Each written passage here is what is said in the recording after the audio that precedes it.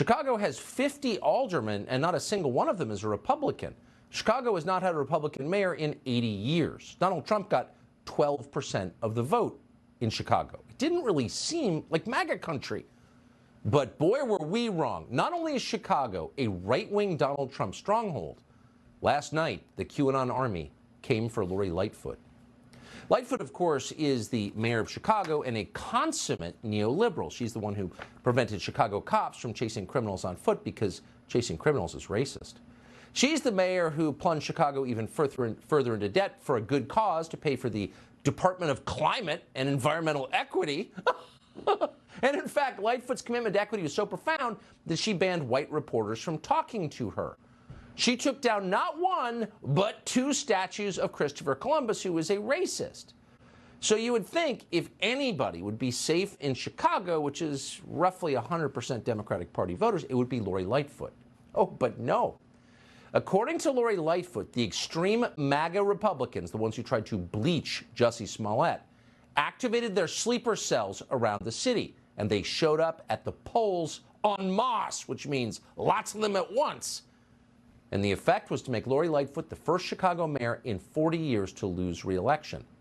As Lightfoot put it last night at her non-victory party, these MAGA Republicans hated her not because of what she did, but because of who she is. Asked directly whether her defeat in the Democratic primary had been unfair, Lightfoot answered this way, quote, "I'm a black woman in America." Of course. Now, one of the many tragedies here, and there are so many layers of tragedy, is that Lori Lightfoot, insightful as she's always been, saw this racist insurgency coming for years. Here she was in 2021. Mayor, in recent months, there have been questions raised about your temperament and your reaction to criticism. Tribune editorial used the term irascible. How much of this do you think might have to do with the fact that you're a woman, and specifically a black woman? About 99% of it. Yeah. Because the thing is, there are no women in Chicago. It's an entirely male and right-wing city.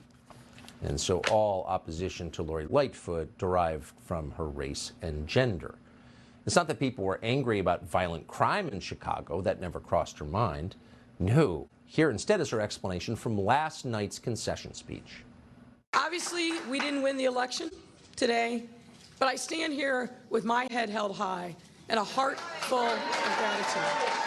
I'm grateful that we worked together to remove a record number of guns off our streets, reduced homicides, and started making real progress on public safety. Obviously, you didn't win. That's true. You got spanked like the bad little mayor you were. But tonight, we're going to celebrate. A lot of people have spent a lot of time over the years trying to get rid of this mayor, and we would say at the top of that list is Chicago Alderman, our friend Raymond Lopez, who joins us tonight for an after-action report. Congratulations, Alderman Lopez, on what happened last night. I have no idea what's going to happen next, but it's worth pausing for a moment to say democracy worked, is it not? Absolutely, Tucker. Good evening. And before we start, let me just say our hearts and prayers are with an officer in Chicago tonight that was shot in the line of duty in the most dangerous of American cities right now. But with what happened with yesterday's election, democracy worked. And the pendulum, I believe, is starting to swing in the right direction, back to the middle, back towards common sense, where the outrageous policies of woke narratives and agendas are coming to an end. And I think that we have one more chance in Chicago, one more hurdle to reach, where we finally put this to rest, where we can have common sense prevail across the entire city, where the law-abiding citizens are the ones that we're fighting for, and that where the city is no longer safe for criminals, but for the good people of the city of Chicago. You always set the most basic possible standards for governance, like can you walk outside your house without worrying about getting shot to death? And I think that's the place to start. So do you think, you said there's one more chance, is there a candidate who you think would uphold that standard?